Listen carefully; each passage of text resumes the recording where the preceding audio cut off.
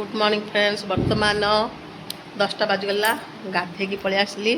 लेट्रे उठली 8टा होगला देह भल नाला आमर तो ये प्रबल वर्षा हो देखु मो एपटे केते वर्षा कौन भी बाहर कर वर्षा जमा छाड़ूनी माने लगी रोचे वर्षा ये जमा छाड़ूनी माने सूर्य आम प्राय 10-12 दिन है सूर्यंकर दर्शन ही पाइनु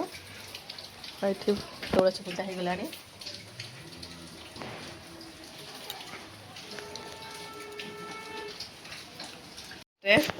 एपटे भात बसीगला ये आमर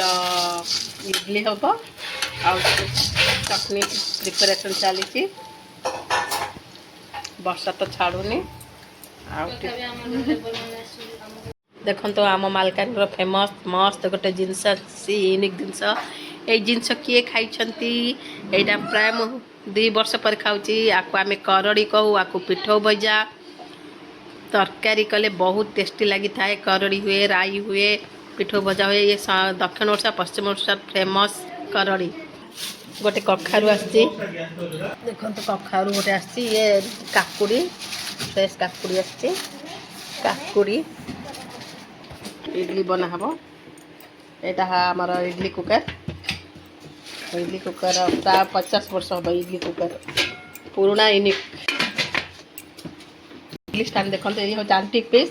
प्राय 30-40 वर्ष हम ये इडली कुकरटा इडली बेटर इडली बसईदबा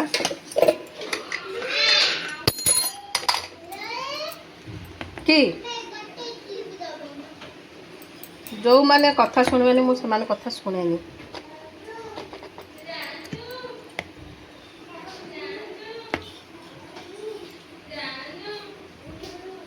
स्टैंड इडली रखीदेली एवं ढांकुनीटा देदेबा ये 10 मिनट 5 मिनट मैक्सिमम 5 मिनट भितर जो आम भात फुटा आरंभ हो गला आ कौन रोसे मेनू आरंभ होने हम भात हो गले डाली तो हेनी जहाँ कि अन्य किसी आइटम हम कहीं आज संडे से स्कूल जाए काली जीव स्कूल तापर अगस्ट 15 तापर एग्जाम स्टार्ट हम माने ये सौम्या जाऊँगी लेबर मान को चा देवाई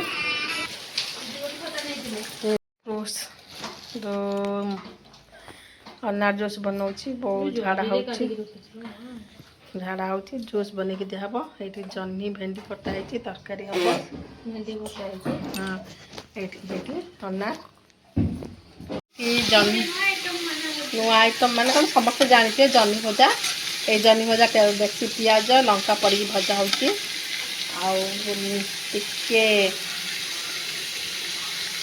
नाली है जह्नी कटा पड़ाई पका रखाई पकेबी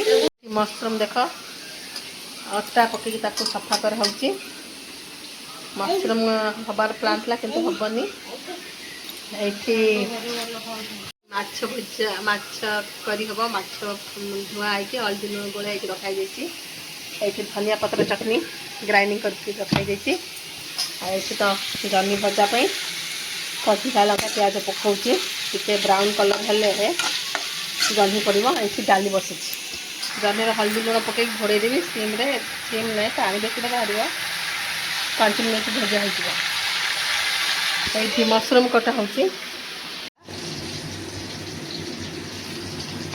हाथ कलीगला ये मुंड फ्राए हो लांज फ्राए हो तरकारी हम देख तो आम ये माछ तरकारी मसला कथा चलती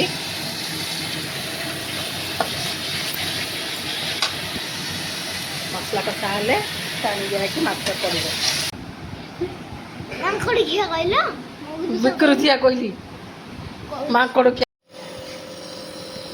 चली ट्रिटमेंट जमा छाड़ूनी आजमा काली डॉक्टर पाख निब कंटिन्यू गोटे सप्ताह यहाँ ट्रिटमेंट हो किसी कमुनी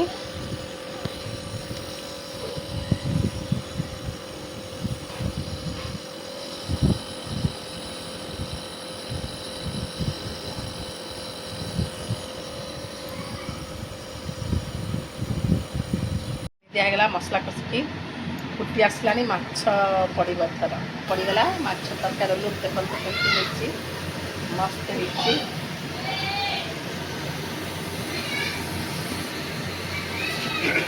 तो माछ पड़गला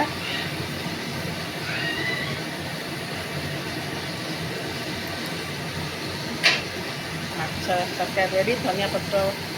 तो ना पड़े भल देखा जाता